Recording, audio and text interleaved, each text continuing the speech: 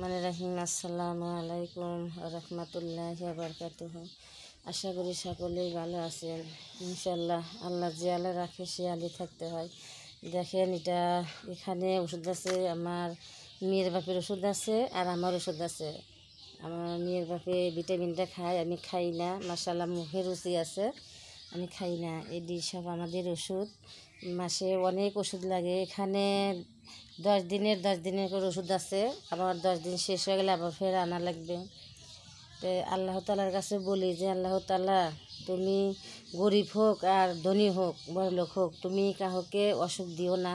তুমি সুস্থ রাখো, ভালো রাখো, তুমি হিদায়াত করো, তোমার পথে আনো, যাতে সবাই জানি তোমার ইবাদত করতে পারে। অসুখ বিসুখ দিয়ে বেড়ামি রেখে ফালাই রেখো না, কাউকে বিছনায় ফালাই রেখো না। কারণ যারা বিছনায় পড়ে থাকে অনেক, তারা অসহায় হয়।